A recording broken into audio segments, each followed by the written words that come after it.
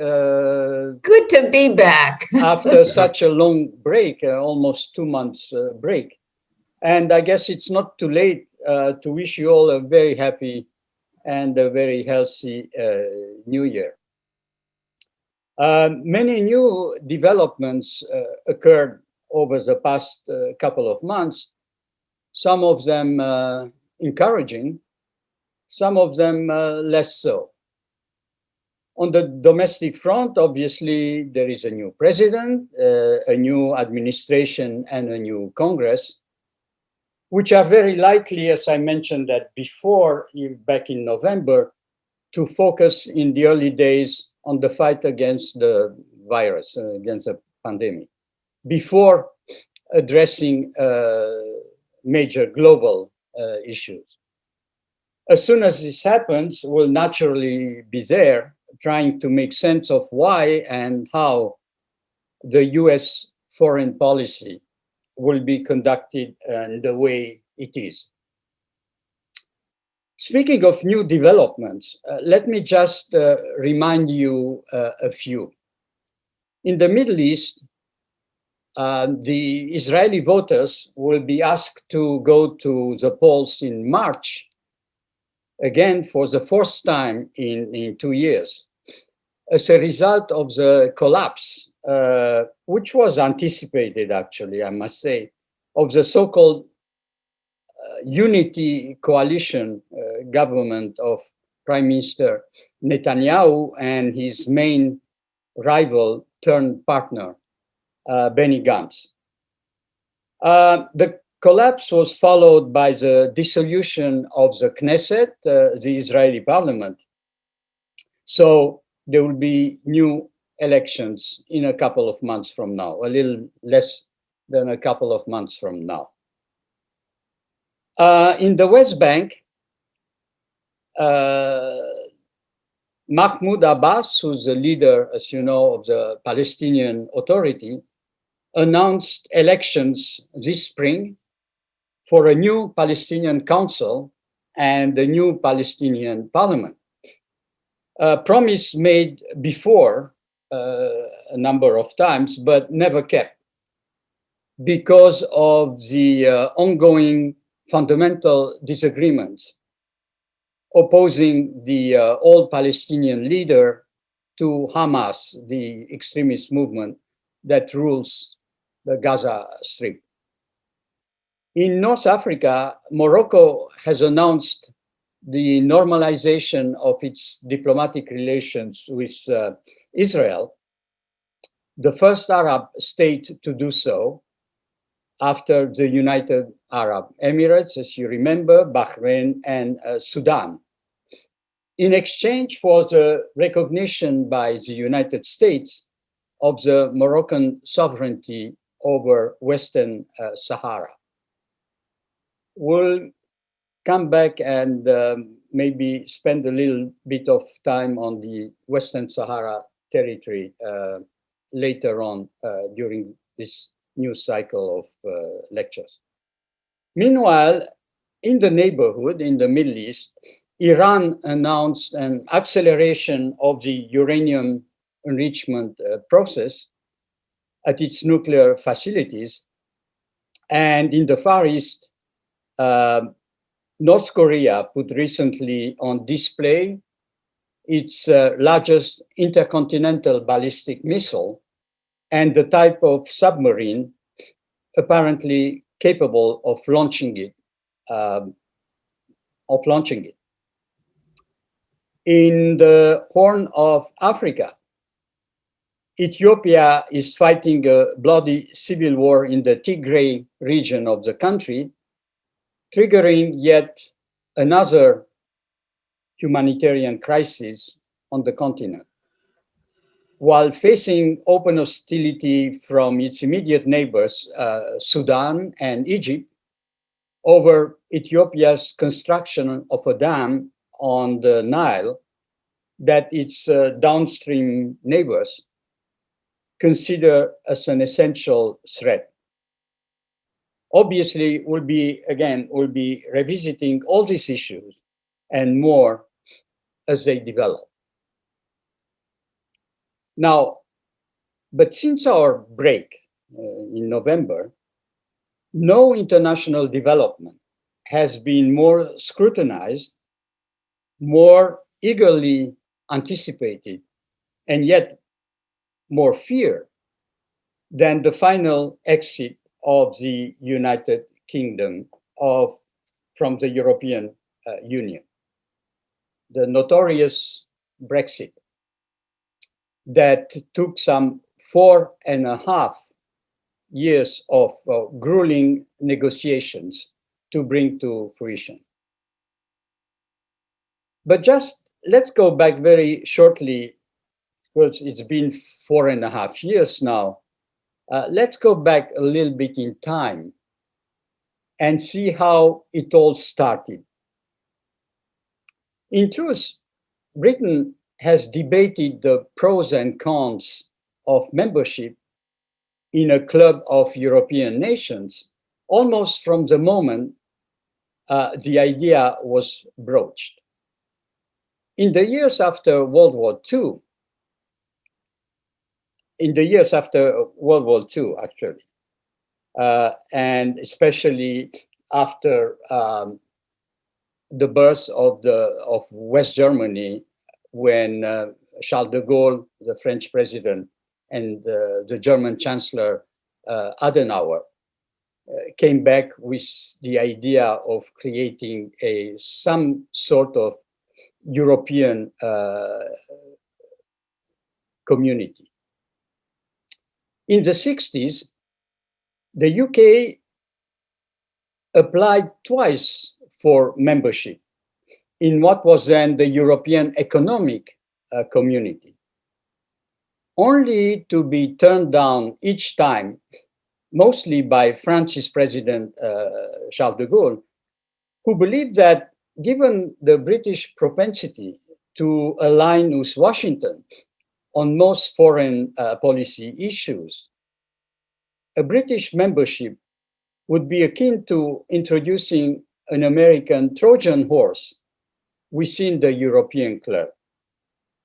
Finally, in 1973, after de Gaulle's exit, Britain joined the club, and almost immediately, 3 years later, held its first referendum on whether to leave. So you can tell that from the very beginning, the UK had mixed feelings about belonging to such a club. But at the time, about 67% of voters in Britain opted to stay. But that was hardly the end of the argument. In 2013, determined to deal with this issue once and for all, then British Prime Minister David Cameron promised a national referendum on European Union membership, convinced that the Remain camp would win easily.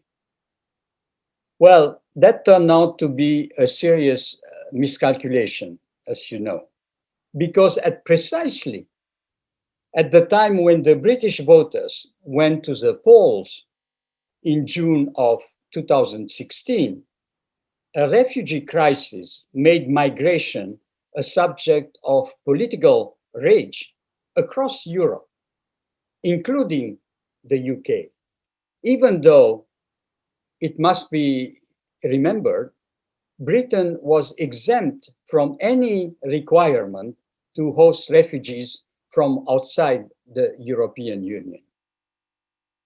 Nonetheless, attracted by the idea of a return to real sovereignty after decades of compliance with Brussels regulations, as the Brexit proponents put it, some 52% of the voters voted to leave the European Union.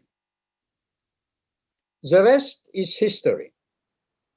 As you know, for almost 3 years, Cameron's successor, well, because Cameron resigned immediately after the result of the referendum. Cameron's successor, Theresa May, labored in vain to win Parliament support and her own party's support, which had a majority in the British Parliament, the Conservative parties, the Tories. She labored in vain for an arrangement that would end the right of Europeans to settle and work in Britain, while allowing her country to leave the EU's economic embrace. Her solution was to promise to negotiate a trade deal, but in the interim, maintain close ties to the EU trading system to prevent, as you remember, the creation of a hard border between Northern Ireland, which is part of the UK, and its neighbor to the south, the Republic of Ireland, which is member of the EU and it's an independent country. That solution was, however, soundly rejected by hardline Brexiteers, including her former Foreign Secretary, Boris Johnson, for whom any submission in any way of submission to many EU rules was anathema.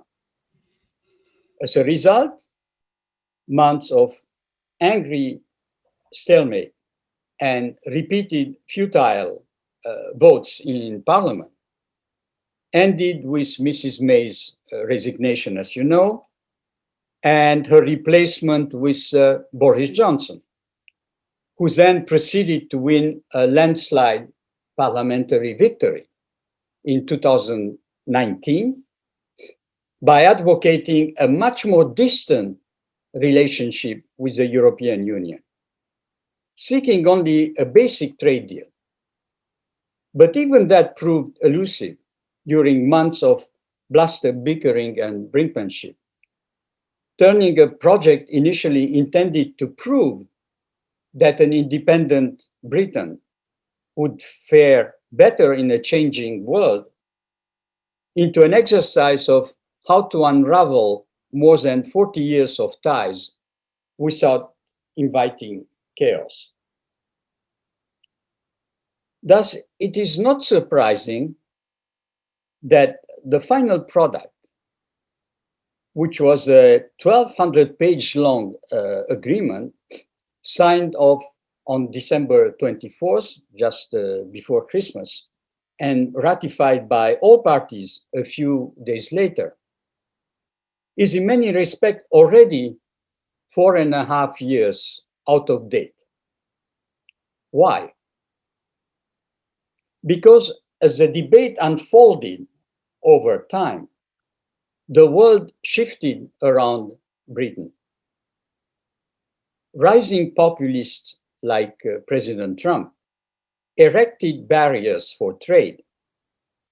The pandemic put globalism on the defensive, and the victory of Joe Biden in the American presidential election called the go-it-alone choice of Britain into question. Back in 2016, the vision of an agile, independent Britain, free to develop profitable next-generation industries like artificial intelligence and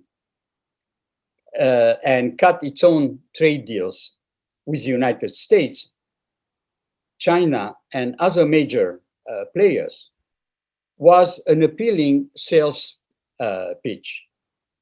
The proponent of Brexit had promised to create a global Britain on the world stage and to take back control from the EU on the domestic one.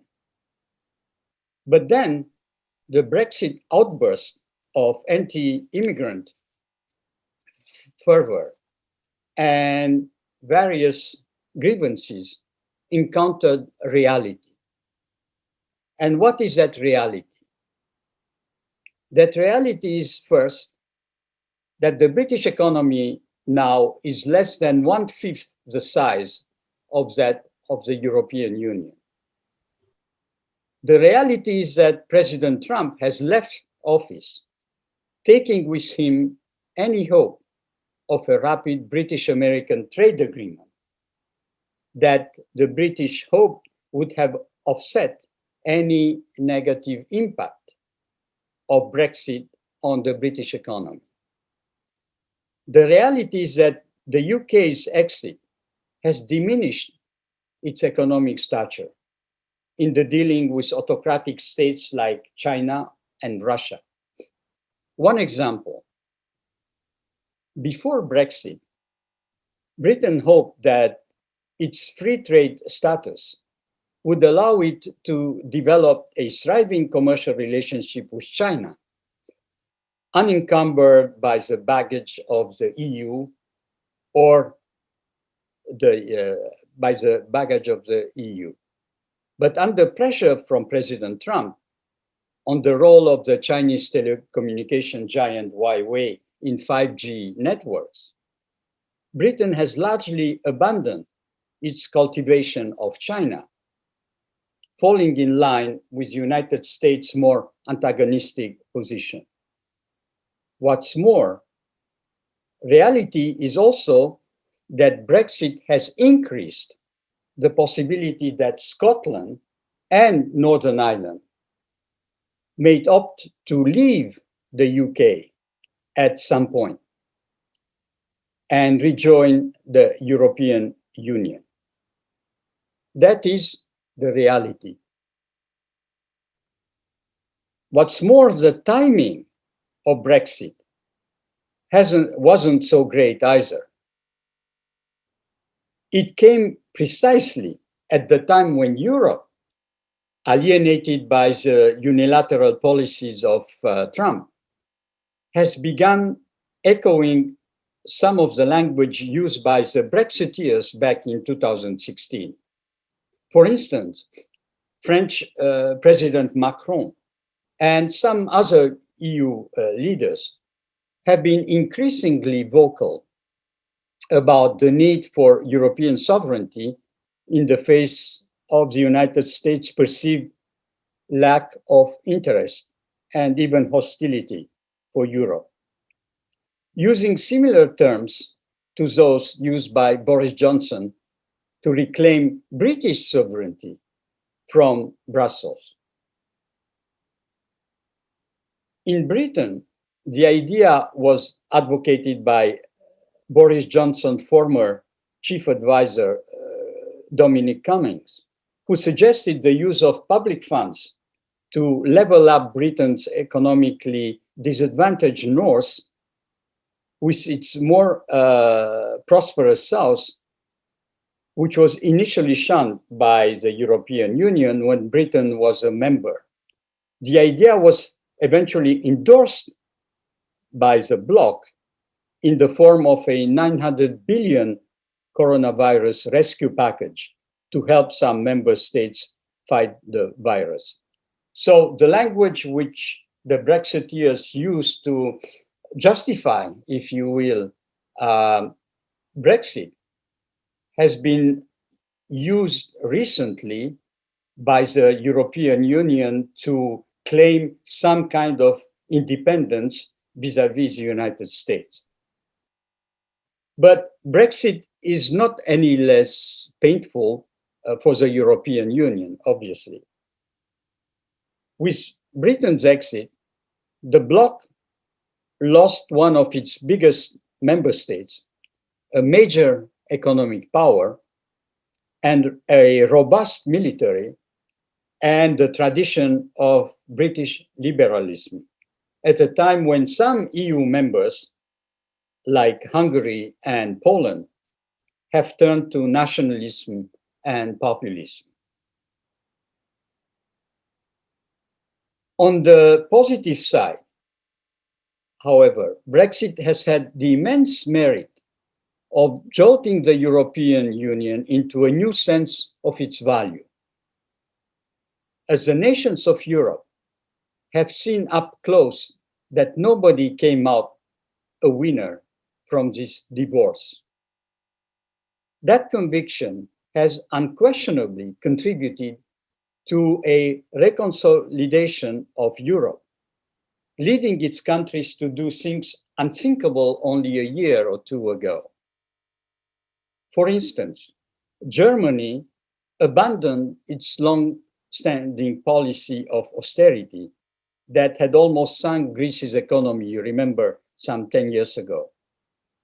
And what's more, the idea of a joint European military force has gained some traction within the bloc, within the European Union. Although the deep attachment that Germany and most Central and Eastern European countries show to NATO and to the American military umbrella makes such plans, for now anyway, highly unrealistic. It is time now, let's see now what the Brexit agreement really is.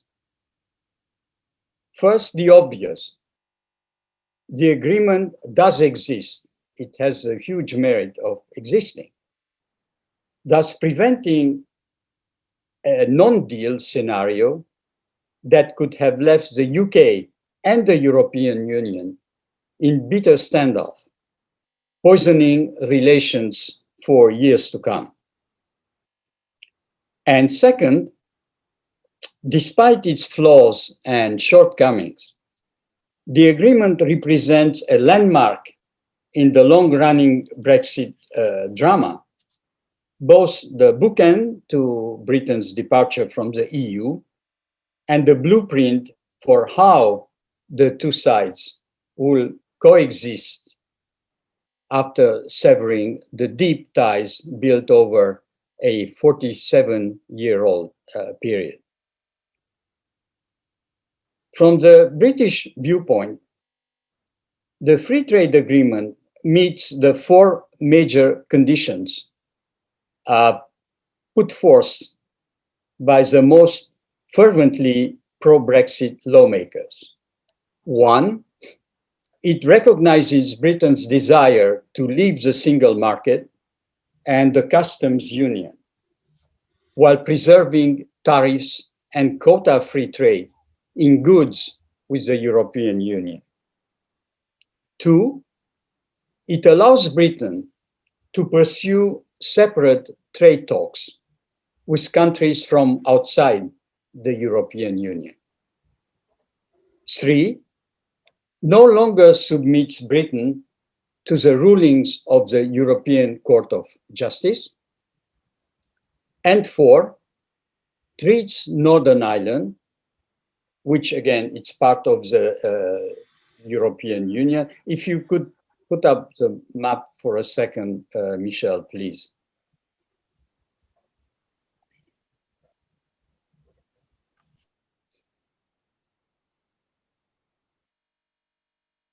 Thank you. You have here in blue all the EU member states, and you have the UK, which is in black now, which pulled out. So you have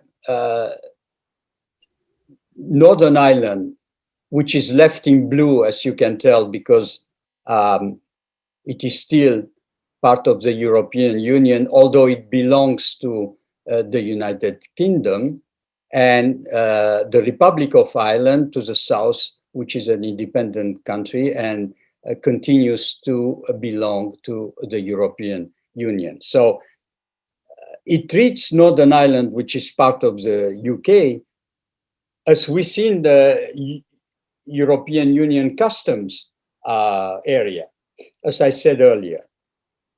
However, the agreement still imposes tariffs and transiting goods originated from third countries and destined to EU member states. In other words, if the UK brings in goods produced in, let's say, Australia or Chile, and as a transit goods which are destined to the European Union, there will be custom tariffs paid on the goods which are not produced in England and are produced on third countries. The European Union in this agreement wants some assurances too. As you know, the EU operates a single market with member countries accepting shared rules and regulations so that goods, services, capital, and people can move freely between them. It's also a customs union. Which means that its members agree to apply the same taxes on goods from outside the bloc, allowing those goods to be shipped within the EU without further tariffs. Concerned that Brexit would encourage the British government to offer British companies additional state aid or lower environmental or labor standards in order to gain unfair advantage over EU goods and products, Brussels obtained Britain's assurance that its regulations and subsidies would be roughly in line with those of the EU. And just to make sure, the two sides devised a mechanism by which either side could raise a complaint if it has evidence that one had changed regulations in a way that put the other's business at a disadvantage. As a last resort, if the parties cannot find common ground, tariffs could be imposed to ensure that one side does not have too much of an advantage over the other. One compromise has already been reached over the politically sensitive but economically marginal issue of fishing rights. Now, it's economically marginal because Britain has only 12,000 fishermen who live off the sea, representing less than half of 1% of the country's economic output. In other words, even less than that of the fashionable London department store Harrods. Politically, however, this issue is sensitive because fishery is central to the coastal towns and villages on both sides. You can see both sides of the channel, of the British Channel. And during in other words, not only France and Britain, but also Belgium, particularly Belgium and the Netherlands, and also to some extent Denmark, which is a little bit further away. But all these fleets of these three countries, in addition to France, had been fishing a lot in the North Sea and coming into the channel, the British English Channel. During his 2016 pro-Brexit referendum campaign, Johnson, who was not a member of the government, he had resigned his position at the time, promised that that Brexit would enable the country to reclaim total control over its national waters, which again, it shared with the French and other European countries for many decades, and in some cases, like with France, even centuries. The fishing industry is equally important in France, as I said, as its fleets depend heavily on fish caught in British waters. The last thing Macron wants and needs at this time is to antagonize his fishermen 1 year after the Yellow Jacket movement, and only 1 year before the new presidential election in which he will certainly run in France.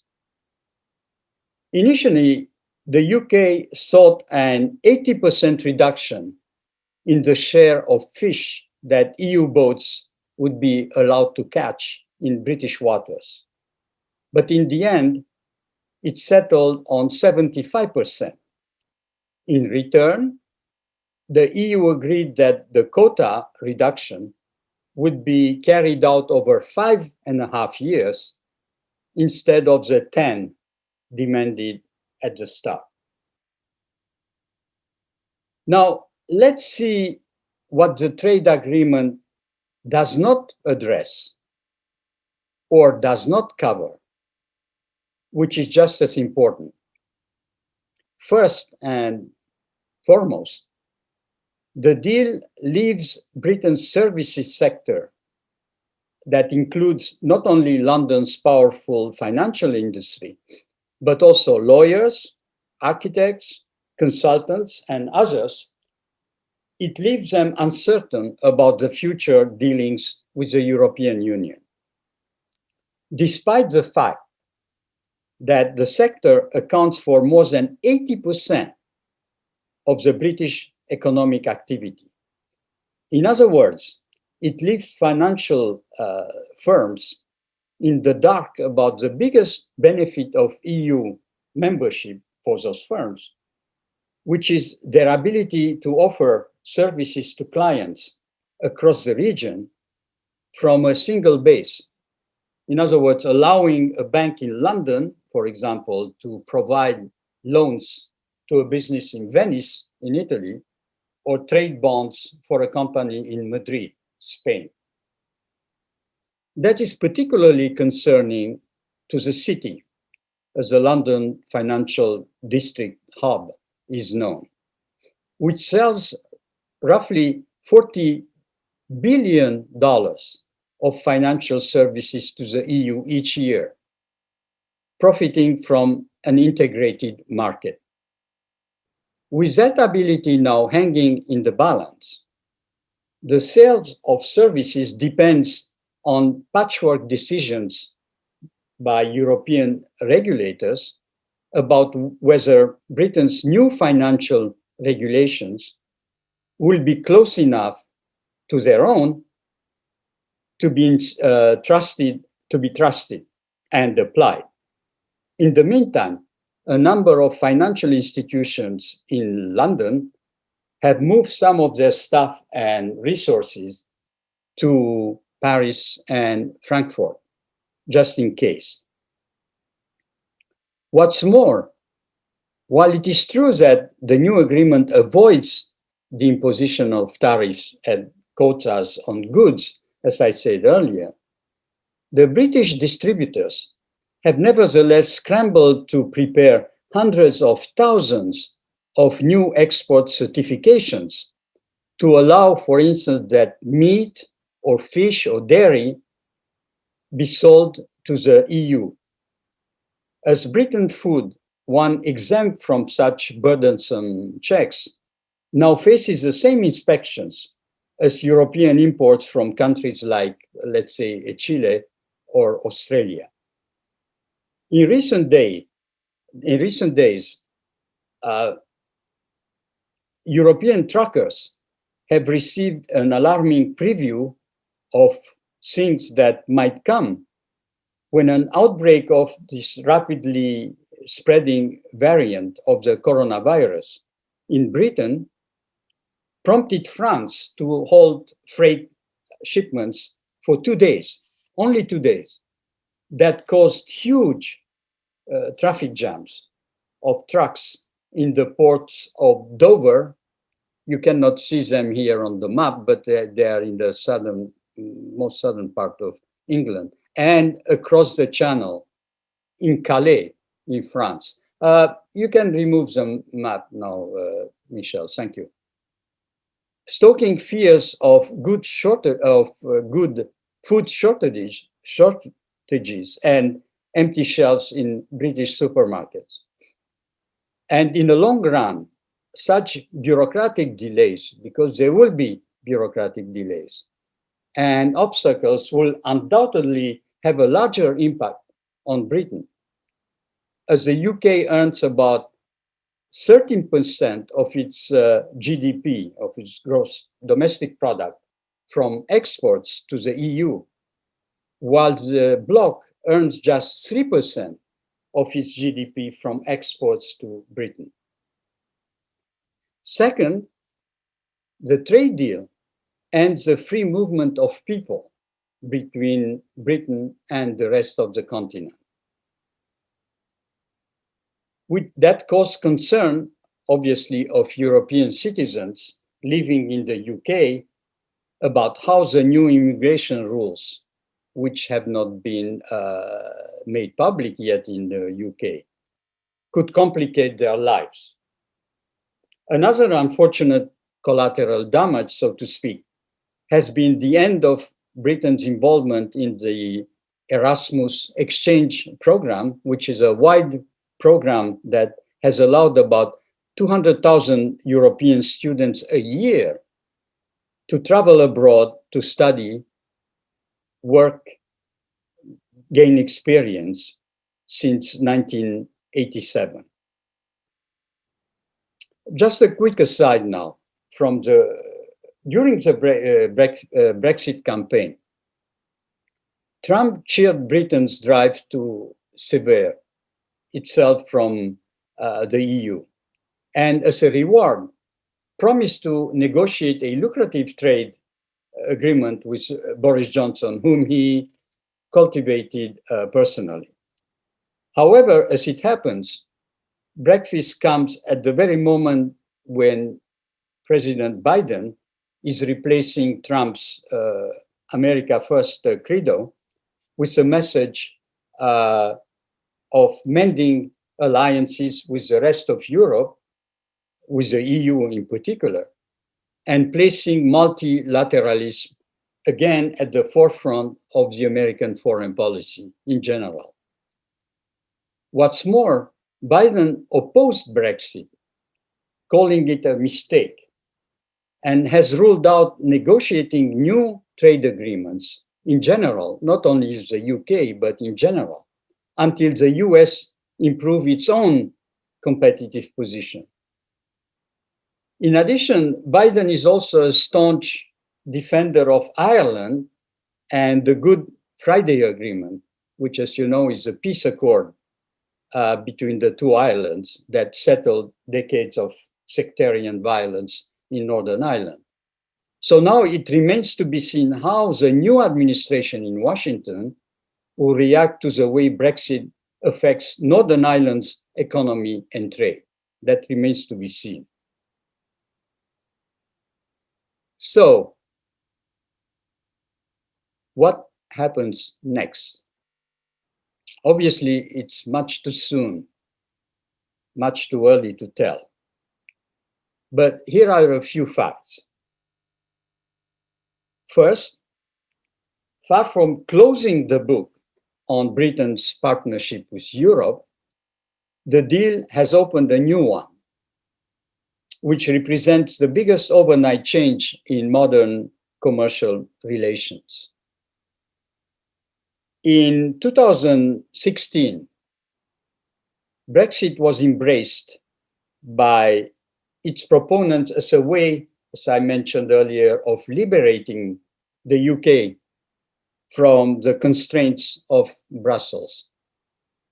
Instead, now Britain is facing the EU, in the EU, a much larger competitor that seems bent, like Britain itself, on transforming its economies with digital and green technology. It is true also that in that competition, the UK still has some indisputable assets, despite being devastated by the virus. Its economy is flexible and resilient, at least relative to those of the European continent. For instance, Britain, as you know, is the first Western country to approve a virus vaccine, while the EU was being bogged down by the need for all its members to move together. Some experts have even predicted that the British economy, after an initial period of contraction, would bounce back faster after the pandemic than those of Germany and France, which they attribute in large part to the freedom gained by shaking loose of Brussels. Britain's newly found freedom of movement, so to speak, of decision, also affords it the chance to be, if you will, experimental in its relations with other countries. Some American analysts even believe that the Biden administration might be interested in negotiating a different kind of trade agreement with the UK. Different from those old-fashioned free trade agreements concluded in the past that could be more beneficial to both parties. After all, they say the UK just negotiated a deal unique in the annals of trade diplomacy, which is a sign of its ability to reshape itself yet again. For the European Union, defending the integrity of its single market was paramount. With that in mind, and given the EU's much greater size and economic muscle, its negotiators, I should say, particularly Michel Barnier, who was EU's chief negotiator, and Ursula von der Leyen, who is the head of the European Commission, they succeeded in their efforts to guarantee the principles of fair competition and respect by the British side for the EU's stringent rules and regulations, or more stringent rules and regulations. And yet, at the end of this tortuous journey of 4.5 years, there were no signs of triumphalism on either side, only of relief, actually, that this historic process was over finally. And now, I must say, it will be very interesting and instructive to see how such a huge undertaking will unfold and will be implemented practically in the years to come. So this is where we stand today on the Brexit issue. All right, the floor is open.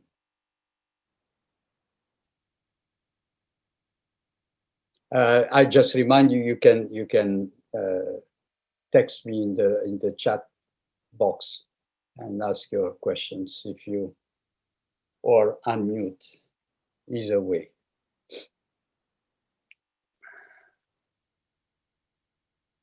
The fishing situation is very serious for Scotland, even though the fishing industry... Sorry, Tom, I Yes. cannot hear you very well. Could you repeat? Speak a little bit louder, please. The fishing situation is very serious for Scotland as opposed to Great Britain in general, though the fishing industry is not that large a portion of Great Britain's economy. It is actually quite a large portion of Scotland's.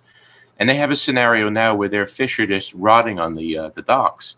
And also where you have ships that are actually having to make trips back and forth to Denmark to sell their wares, which they didn't have to do before. Many of the fishing industries have a razor-thin profit margin. And if this continues now, this might be the breaking point at which Scotland might actually say, okay, it's time for us to leave the Union, or excuse me, to leave Great Britain and join back with the European Union. Particularly the fishing of salmon as far as Scotland is concerned.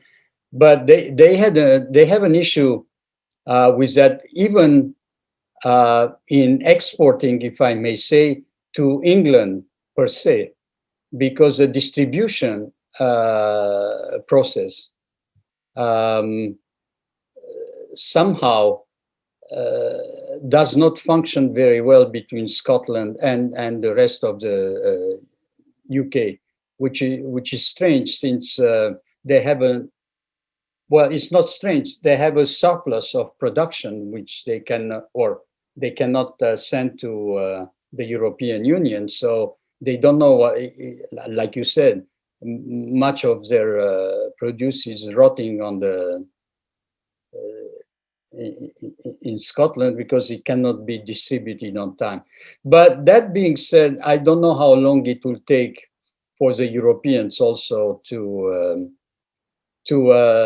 shape up. For the time being, the issue is distribution.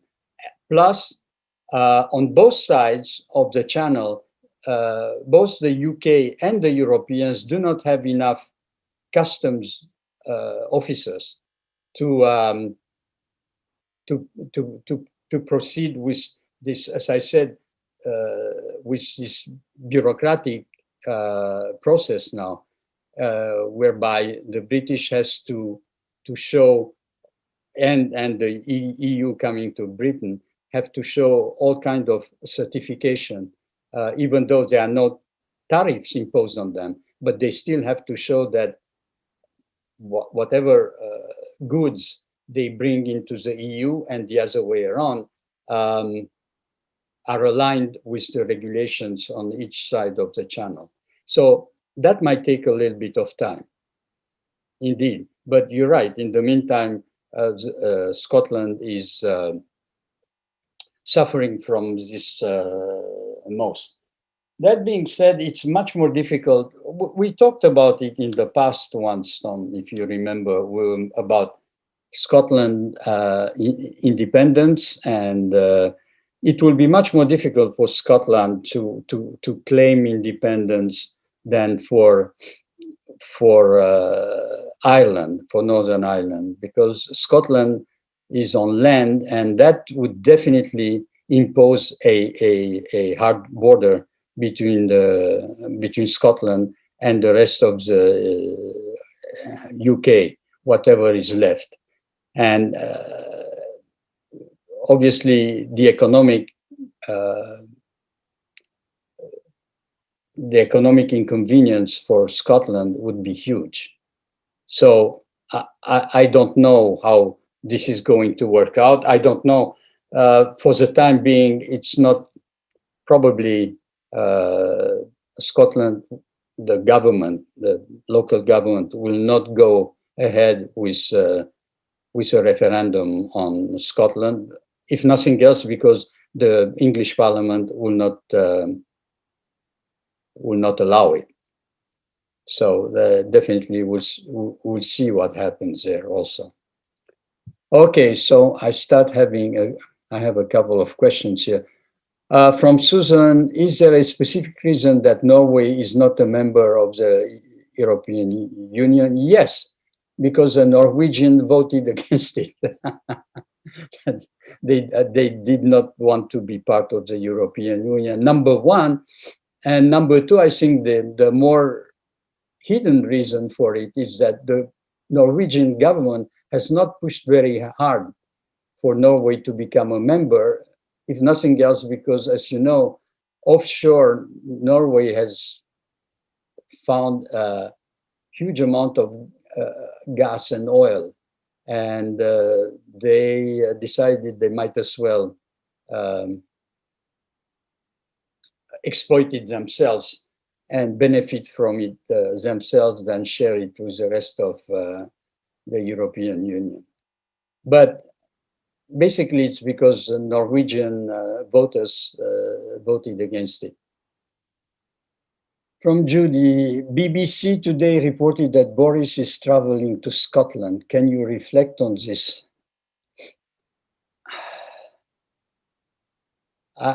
Not really.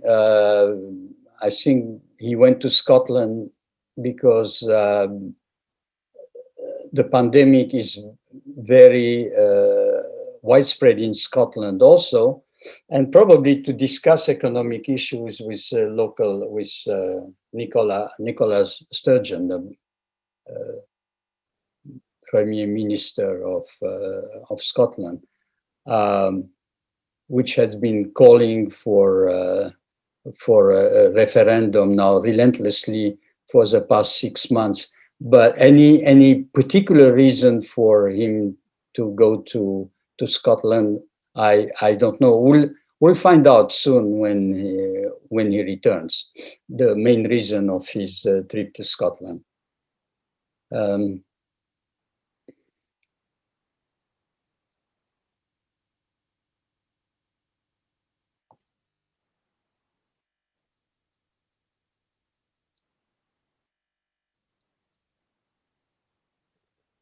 Is that Brexit doesn't inspire you today, or?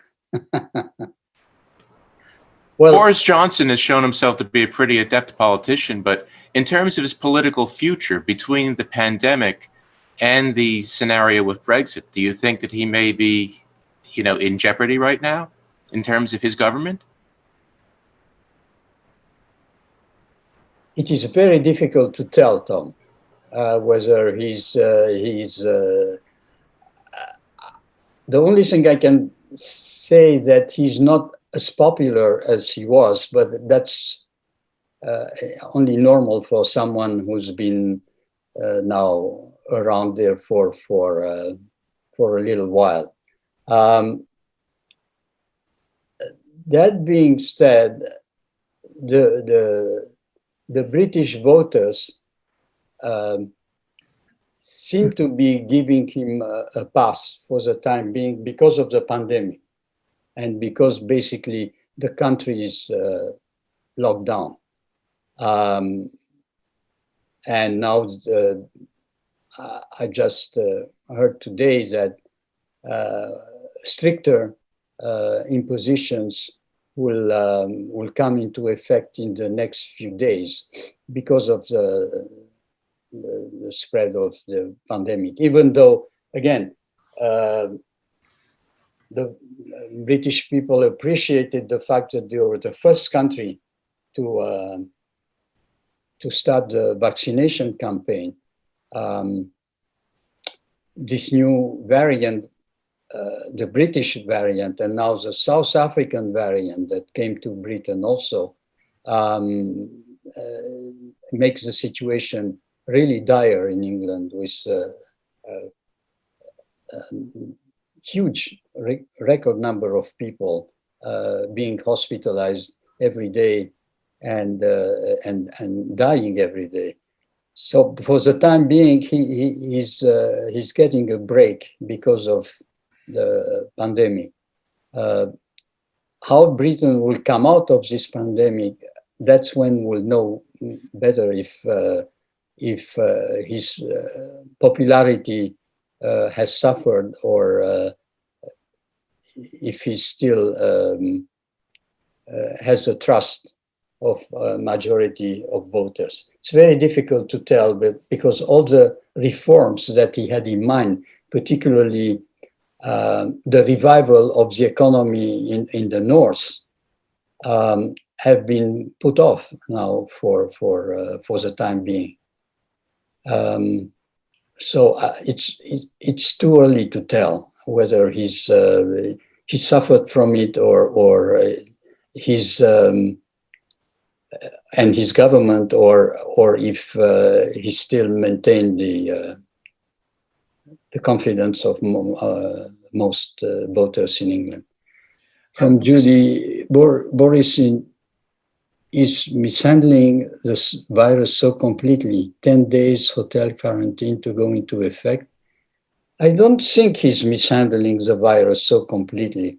Then you can say that, Judy, about just every leader in the world. They are reacting to the way the scientists surrounding them tell them to react, which is made much more complicated by the fact that the scientists themselves cannot come to an agreement to how to deal with the virus. And every time there are some good news, like the vaccination campaign, they are accompanied by some bad news, which is that there are not enough vaccines out there. And when, for instance, in France, to take the example of France, the Prime Minister said this morning that France has vaccinated 1 million people, which is basically out of 66, just to give you a number, which is not true, for the simple reason that what he calls vaccination is the first dose, or the scientists are saying for the vaccine to become efficient, both doses have to be injected. And that hasn't been done in France. So just to give you an order of, he says 1 million people, and the scientists are saying up to today, there were 516 French people who are vaccinated, which means who received both doses, which makes you apparently immune up to 95%. But the first dose, which was the second one, does not have much effect, or 50% or 40%. We can always interpret the percentages, but it's a fact that only one is still not good enough. And most countries who receive the vaccine, and there are huge shortages also, in order to increase the number, or at least on paper, to make them look good, they distributed the vaccine which was supposed to be reserved for the second dose. They distributed it as a first dose. So now there are shortages for a second dose. And if the second dose is not injected within 3 weeks, apparently, of the first one, then the first one loses all efficiency. So to say that they are mishandling the virus completely, Boris Johnson, I personally don't think so. Then you can say that about, again, every world leader today, because the truth is that the politicians are hiding behind the scientists, and the scientists themselves have different opinions about how this can be stopped. Okay, and 10 days, the 10-day hotel quarantine. What you do not say is that Boris Johnson said the hotel quarantine will be paid by the traveler himself, or by the person who comes into the country, not by the British government. In other words, if you come into the country, you go to a hotel that the government puts you into, and you spend 10 days in your room, and you pay for it. So obviously... Yeah, but they're about to change that and have it be, I think they're going to change it in the next short minute and have the government enforce it now for the most countries that are most dangerous, which of course includes the United States, because... Well, the United States, if I may remind you, the United States did exactly the same today or yesterday. They reinforced the conditions of traveling to the United States from Europe, the conditions which were lifted by Trump just before he left office. Yeah, I'm not necessarily opposed to it, but they've had an uneven enforcement where they don't regulate masks the way they do here, but they don't allow anybody to meet with their relatives or, sit in a cafe or all these other things, which I don't disagree with either. So it's been an uneven enforcement that I think is every government, not only the British one, every government reacted. I mean, they reacted by reaction to the virus, if I may say. They did not, their first reaction would be to be popular, okay, the politicians, because what do they want? to get votes, right? To be popular and get votes and get reelected. So the first reaction or reflex, I should say, for every government would be, let's open up the country. Let's open up the economy. Let's send the children back to school. Let's send people back to work. Let them make a living, because if they don't die of the virus, they'll die of psychological issues if they're going to have to stay confined and isolated for more months to come. And I don't know how this is going to end, okay? But I can tell you something which I may predict from, not necessarily from the reactions in this country, but for what I see in Europe, is that if by spring, and obviously we'll be meeting in the spring and we'll see, by, I would say, end of April, May, when the weather gets nicer and people will tend to, again, go outside. If by the month of May, these regulations are not lifted, there will be civil disobedience in most European countries, to the point where, I don't know, they might have to, I'm not dramatizing, and I don't want to dramatize. The government might have to send the army out, because what I can tell you now is that it's not even the fact that you have to stay home, because people understand that obviously you don't want to get sick and some people die. It's just that there is no hope. In other words, you don't see the end of, if you are told stay home for 3 months and then you can go out, there is hope that after 3 months you'll be able to go out. Here, for the time being anyway, you can tell that the governments are scrambling themselves, they don't know. And that uncertainty that drives the people absolutely crazy. Not to mention the economic issue also, that plays a role. How many stimulus checks can you send out? There is a point when you can print money and print money and print money up to a point also. And then what? So I give it, in other words, 3 or 4 more months, okay, till the weather improves again. And if we have to have a second summer like this one, like the last one, I don't know. I don't know, because it gets to the point where, and again, I don't want to dramatize it, and I can generalize it though, because I see it more and more, okay, is that the idea is, if this continues, to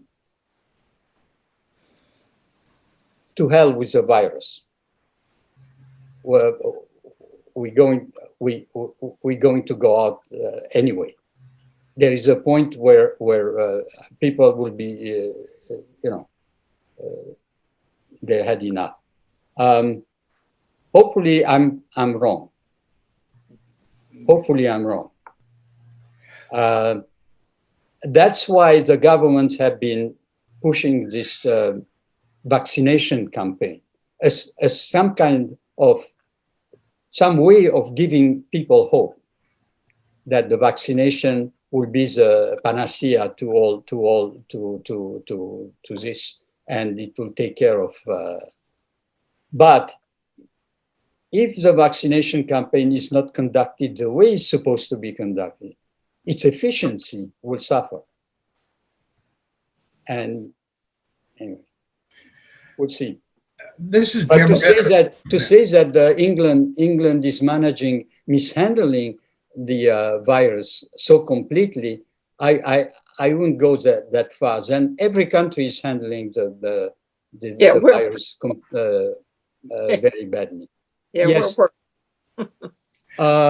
This is Jim Ritter. I've been trying to get in make the chat thing work, and it won't work. And I was just wondering what you make of these mass protests in Russia against Putin and the alleged corruption and all of that. Where do you think that can have any legs, or where do you think it's going? Again, Russia has 180 million people, okay? And there was a few demonstrations, pro-Natalny demonstrations in different cities in Russia. A big deal was made out of the demonstration in Moscow, which apparently in bad weather and everything happened and several thousand people got arrested.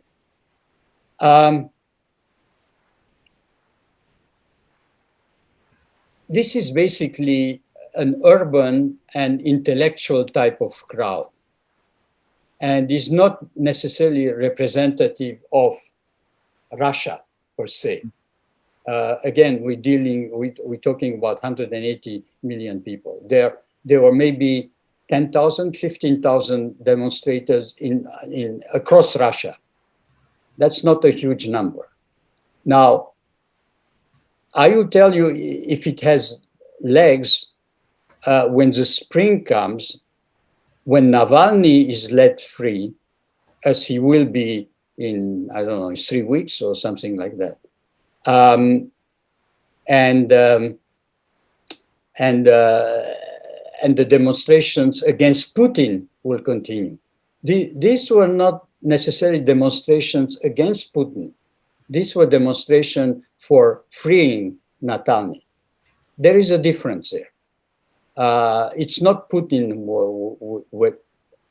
maybe indirectly it was Putin, but not Putin per se and his regime. It was let Natalny free. And he will be, Putin has absolutely no interest of making Natalny into a martyr, and he knows it. So he took him to jail just to make a point when he returned to Russia by telling him indirectly, don't challenge me so openly, okay? You can do whatever you want to do in Russia, and then they let him go. But don't challenge me, don't come back to Moscow and tell me they're arresting me. Because I will, if nothing else, just to show you that who's in charge here. Now, this is a token, a symbolic gesture. He put him in jail for 30 days. In 3 weeks, he will be let go.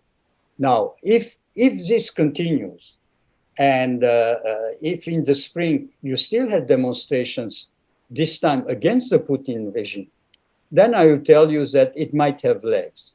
But for the time being, I don't believe so. Okay, thank you.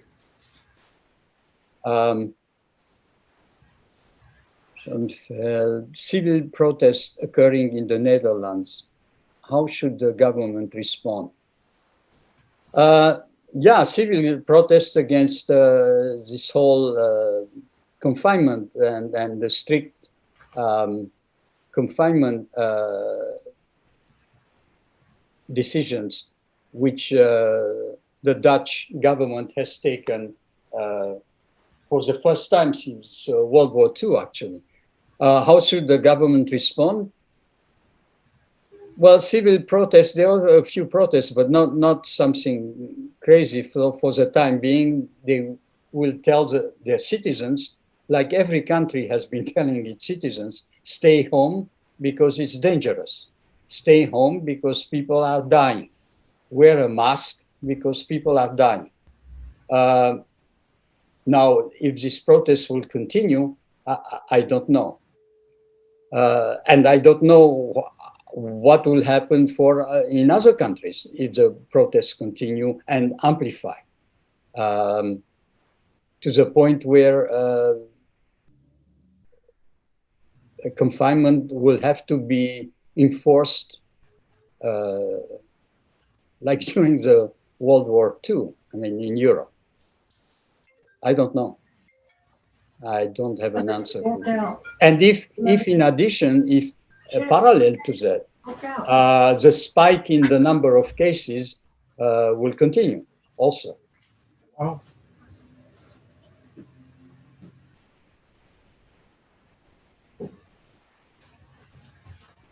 You shut it off. Okay, why doesn't stay home people Yeah. why doesn't stay home people will die not resonate? Because for the reasons I explained to you, it does resonate, but it's been going on for too long. And there is a point where people will say we are social animals. We cannot be locked down for an indefinite period of time. Every time that you set a deadline, for instance, in December, you tell us you stay home for Christmas, you stay home for New Year's, but by February or end of January, if the number of cases goes down, then we'll reopen part of the economy. And then at mid-January, you say, well, nothing happened. So now we put it back off till end of February, and so on and so forth. There is no hope for it. Eventually, I mean, you keep telling us you're pushing it back, and people will die. Maybe you will die, but we will die anyway, because this cannot continue forever. That's why it resonates less, yes, than last year this time. Well, last year in March. Because people last year in March, they were scared. They were scared by the novelty. They were scared by they didn't know how. And now, partly because they are told, well, we might have a vaccine that would, in a way, take care of this issue. And partly because it's been almost a year. People are, I don't want to put myself in other people's shoes, but people are saying, I didn't get it up to now. Maybe it's not as serious as it made out to be, and I chance it somehow. Well, listen, to take a personal example, I have friends who tell me you are crazy to go to the Y. Because you're taking a huge risk by going to the Y.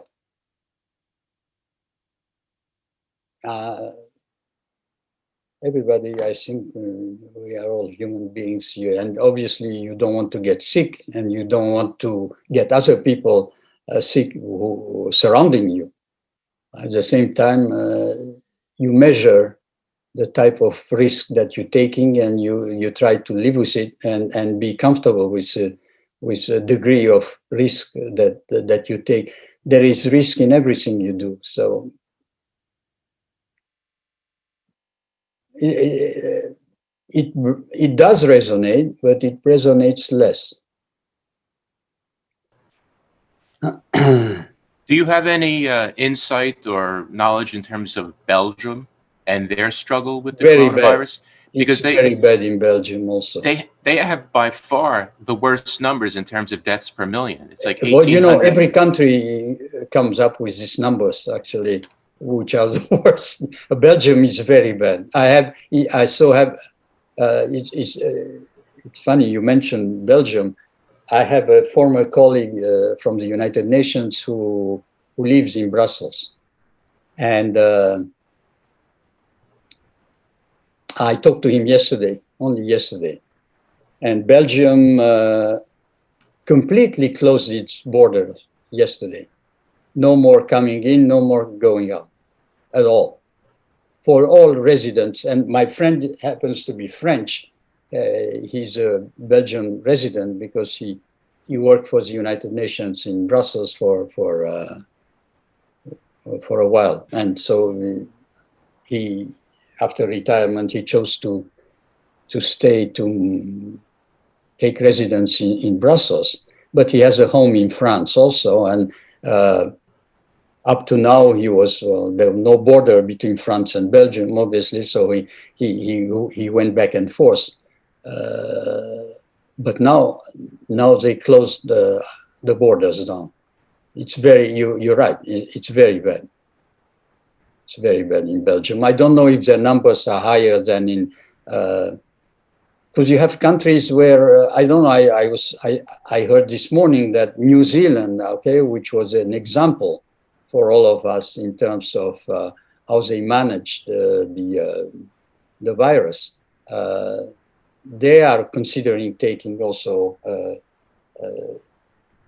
new confinement measures because it so happens that they found the South African variant now in New Zealand, of all places. And they worry. So even countries which didn't have too many cases to start with, and which managed very well in the beginning, now they seem to pick up the number of cases also, particularly in Asia, in Japan, in South Korea. Those were countries which were spared to some extent by the virus in the beginning, because the government from the very beginning imposed very strict measures in those countries. And now the spike in the number of cases is incredible, to the point where a majority of Japanese now, they are asking for the upcoming Olympic Games to be canceled altogether, which would cost the Japanese government around $1 billion if this whole thing in television revenues and everything else, that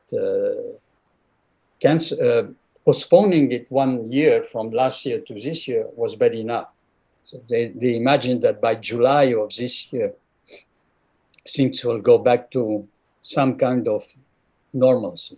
Well, apparently a lot of music festivals in Europe, which is huge on music festivals, spring and summer music festivals, are being canceled one after the next, April, May already.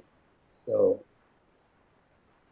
from Josie to everyone, Israel just closed its border. I was going to just mention it right now, Josie. Yes, Israel just closed its borders, airport closed to all traffic in both directions. Indeed, Netanyahu made the announcement yesterday that all flights coming in, going out are stopped. And Israel is the best country in the world when it comes to vaccination campaign. It is a country which vaccinated the most people, injected the most people with a vaccine so far in the world. Now, again, the numbers, I don't know if the numbers are reliable, because again, when the government say they vaccinated people, they're talking about the first one, or the vaccination is the 2 doses. And I don't know how many people have been vaccinated of the second one, but so far, from the numbers and statistics that have been published so far, Israel has done the best in the world. So, but the number of cases also over there is huge, higher than it was back in the spring. Given that there are vaccines and more coming, isn't it prudent to hunker down for a few months as there appears light at the end of the tunnel? So why do risky behavior now? 400,000 deaths should be sobering enough to make one restrict some normal freedoms. You know, I'm just a messenger. I'm not the enemy. I agree with your argument that more vaccines are coming in, but your argument, I mean, is not convincing to the people who are saying we spent enough time locked down. We don't know if these vaccines really work. There is a shortage of them anyway, and it will take forever before everybody gets vaccinated to make it efficient and to prevent its spreading. So I'm just saying what I perceive to be the trend among most people. Yes, 400,000 deaths is a lot. But you know how it is. A lot of people will say, that doesn't concern me. It's not going to happen to me. It will be happening to someone else. And that you can always try and reason with other people. They might not grasshopper versus ant mentality, I guess. Human nature cannot be changed so easily. This is your reaction, and a very valid one. There are a lot of people who see things differently. You'd be surprised how many young people look at it from the perspective that, well, they're old people who are dying. They would have died anyway. I was speaking to Yes, absolutely. a college student yesterday, and he was saying that. He was saying, well, it's just killing old people. They would have died anyway. I mean, it's like, are you kidding me? I mean, every illness kills older people more than younger, healthier people. So basically, if it was cholera or malaria or bubonic plague, would you say the same thing? Like, well, it's no big deal. I mean, they would have gone anyway. It's insane. I hope people aren't thinking that way in other countries. I'm assuming that's an American. They do. do? No. The young people in other countries have exactly the same frame of mind. Older people will die anyway. So even if they don't die of the coronavirus, they might die of cancer or high blood pressure or a stroke, or so they might die a little bit earlier, a year or two earlier, but eventually we all die. Yes. Somehow I have a feeling that if it was a virus that was killing young people, he wouldn't feel quite the same way. It wouldn't be like, oh, well, you know, it's just the young people who are dying. It's no big deal. I mean, don't they have young? Maybe because we know how great it is to be young, they don't know how it is to be old. So or older. So for them, anybody who's I don't know, over 65 is dispensable. Call the herd. Note: mask wearing and social distancing have made the flu rate the lowest in recent memory. Some things work.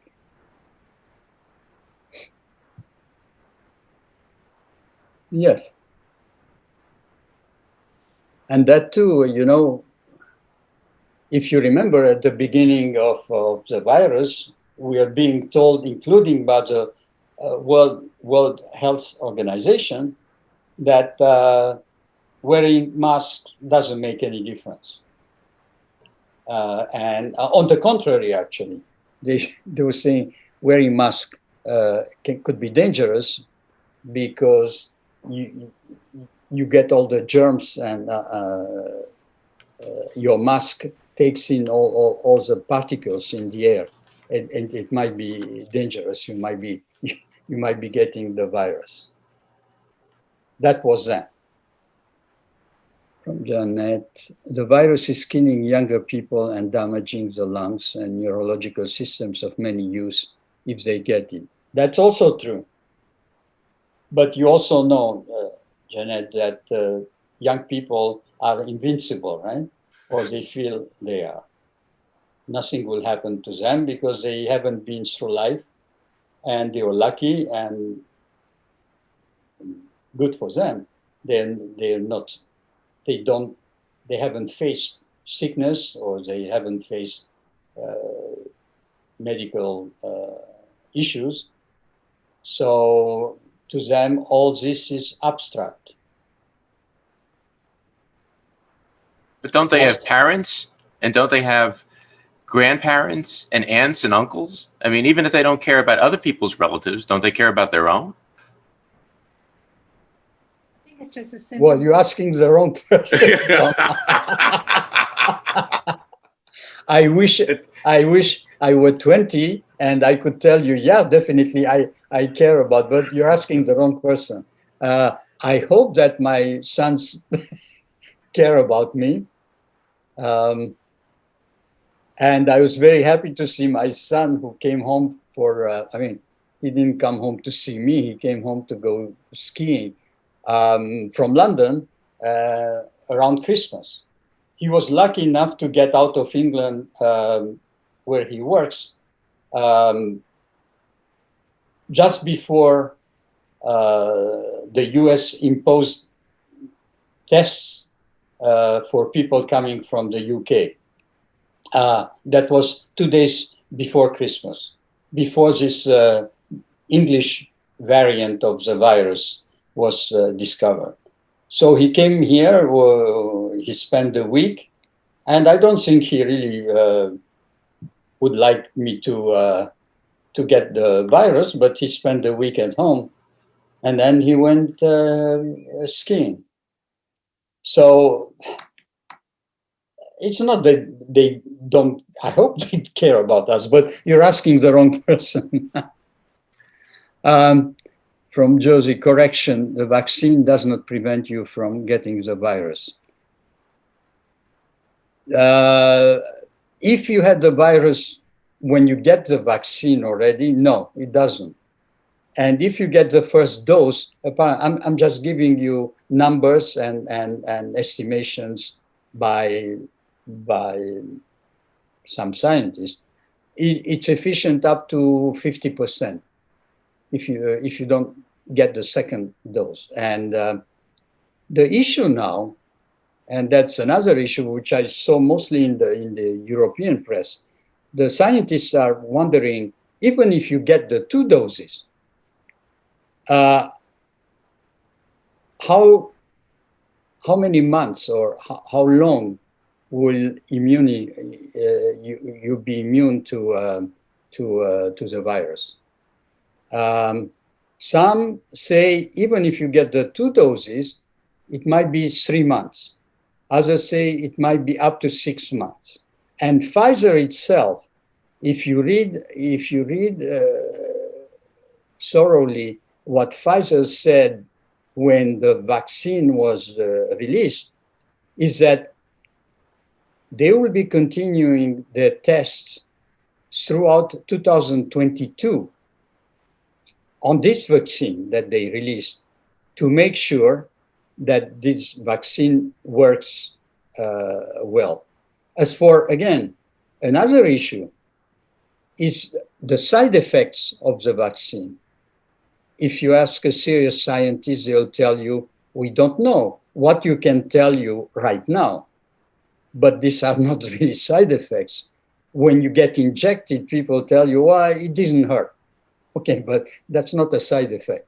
That's just a fact that it didn't hurt more than a normal flu vaccine that you get every year. Or it did hurt a little bit. Or my arm was numb for a little while, or it was swollen for a little while. But it went down the next day and I feel fine.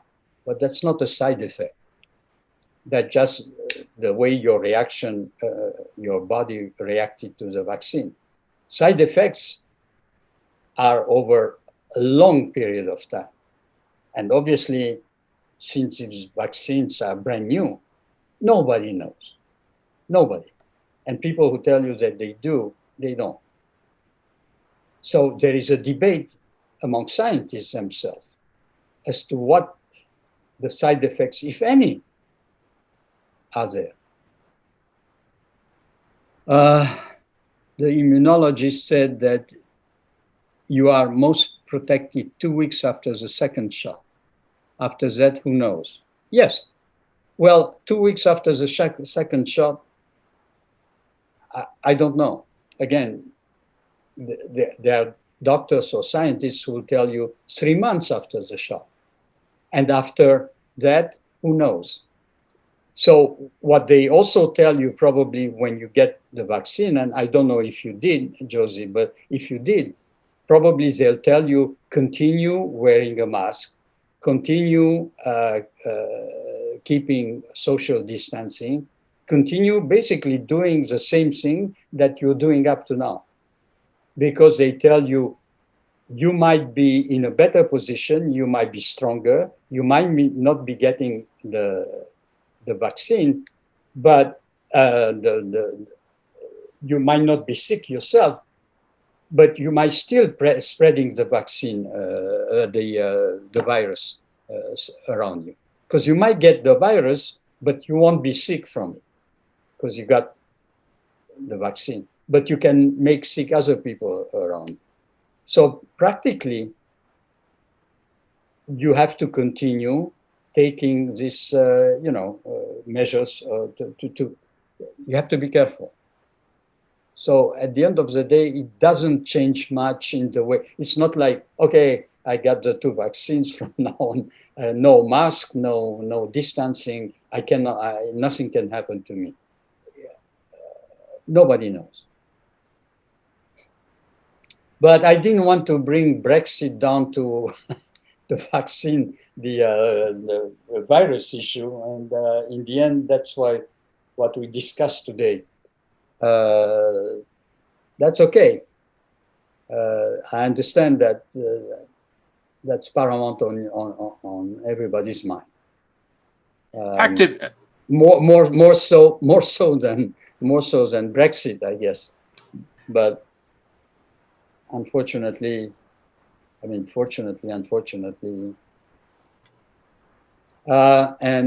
next week, I'd like us to leave all this stuff behind and to go and look at the region and the country I don't think we have ever done before, which is Ethiopia, the situation in Ethiopia, where again, there is a civil war going on there, and with a pandemic, nobody talks about it or very little. And I like us to understand a little bit what's going on in Ethiopia.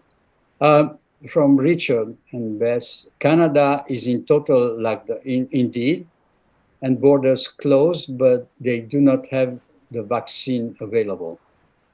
What can the government do to get vaccine? I don't know. They have to ask for it, but it's for I think the labs are working overtime to make it, but they cannot keep up with the demand. I think there are huge shortages throughout the world.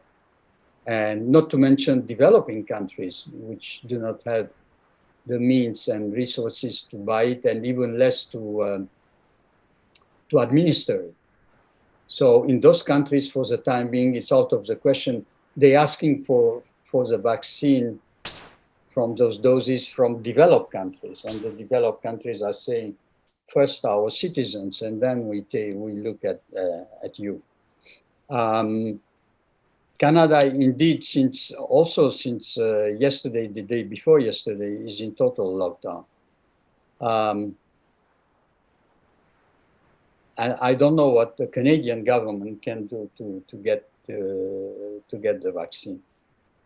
But no country has enough vaccines. A few countries had, again, but the numbers are ridiculous in terms of, compared to the population of the countries.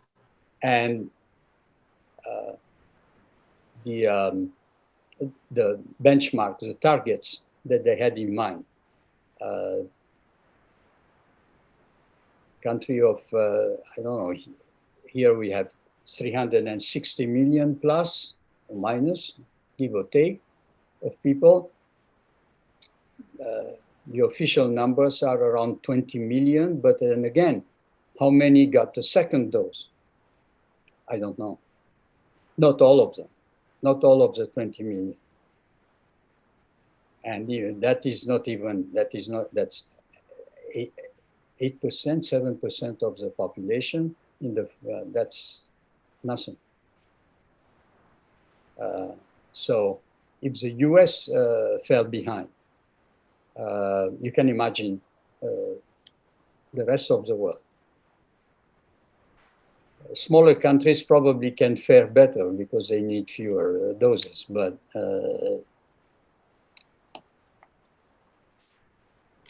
Pierre, yes.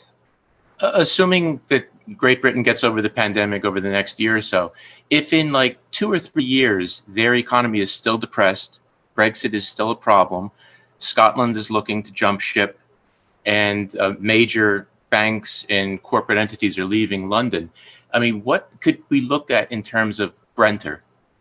What could we look at in terms of, would it be possible for England to actually consider re-entering the European Union, or would that be such a humiliation for them that they would rather let the house burn down than, you know, leave the house and such? Is it possible that England might actually look to re-enter if things don't turn around in a couple of years? Well, Tom, you're giving the worst Case scenario.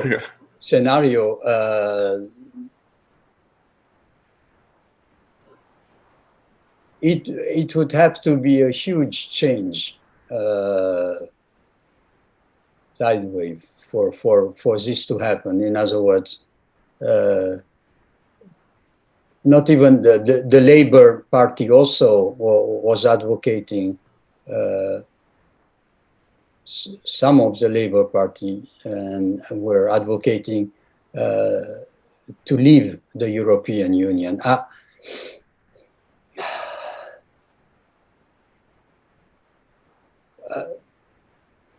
There is a reason also why, I mean, the Midland in England was depressed economically even when they were part of the European Union. So the argument that England alone is doing worse for the Midland, basically the industrial area, than under the European Union is probably not valid for the voters who live in that area, you know, in the Midlands. So I don't know if, as for Scotland, again, they had a referendum in 2014, and at the time, the Scottish government committed itself to have its last, it was supposedly the last referendum for independence. And it wasn't like a close, a tight outcome. It was a large majority of Scots who voted to stay within the UK. I just don't see a sea change in Scotland that would push a majority of Scots to vote against, to get out of the EU. And knowing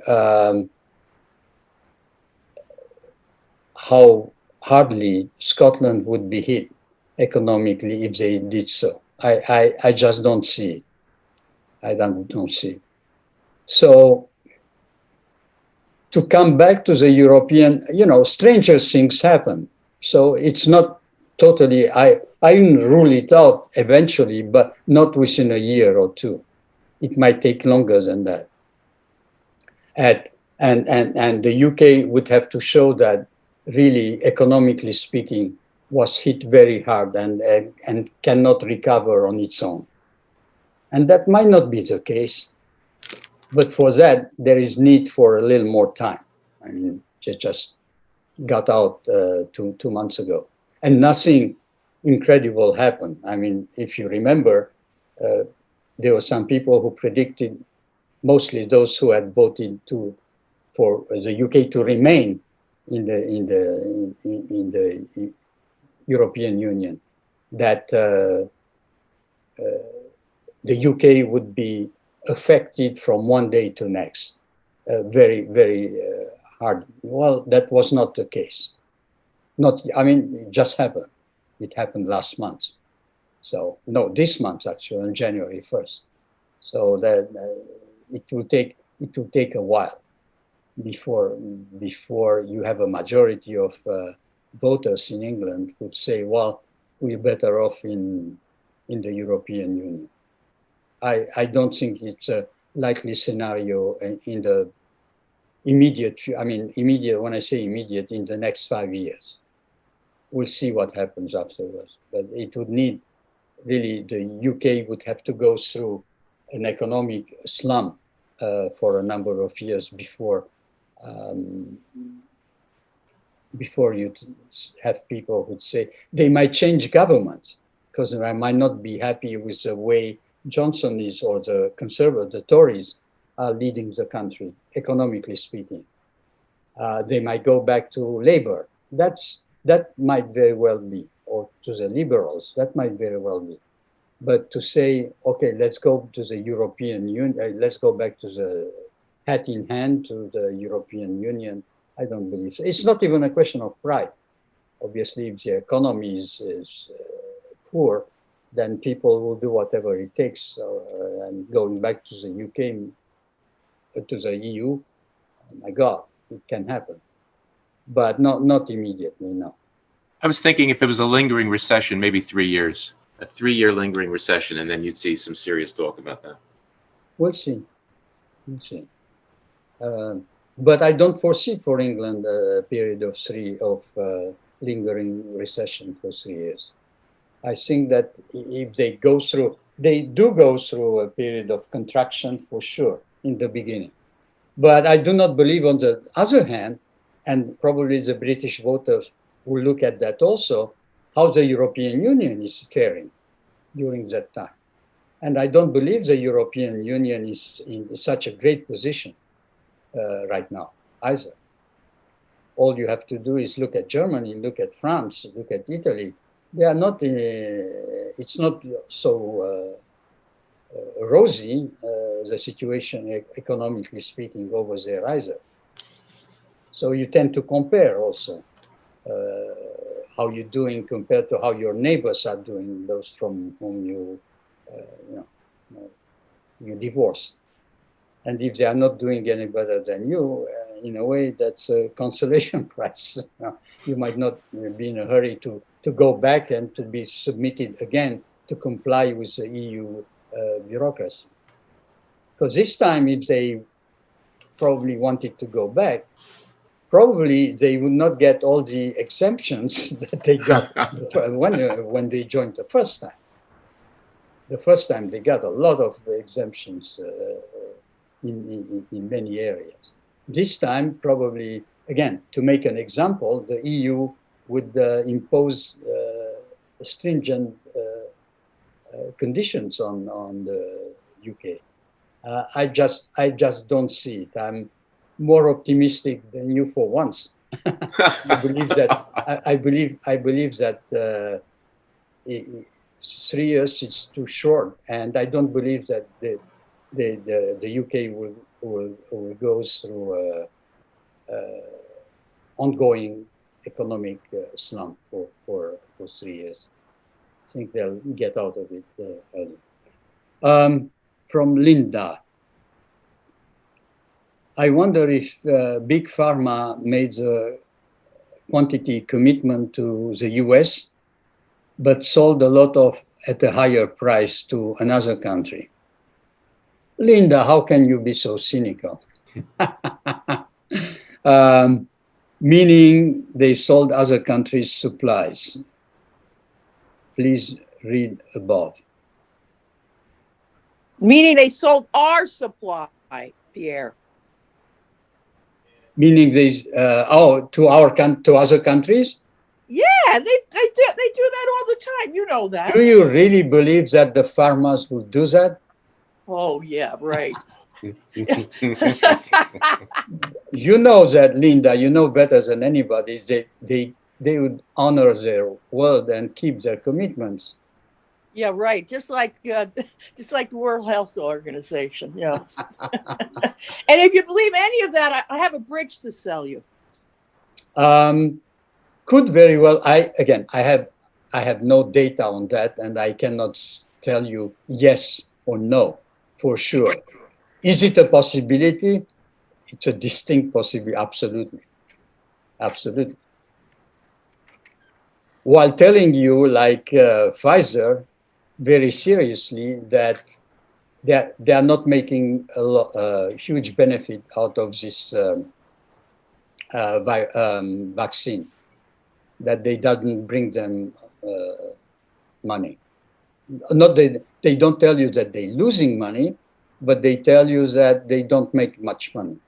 They don't tell you the numbers, they don't give you any numbers, but they tell you very seriously that they don't make the money that you think they make.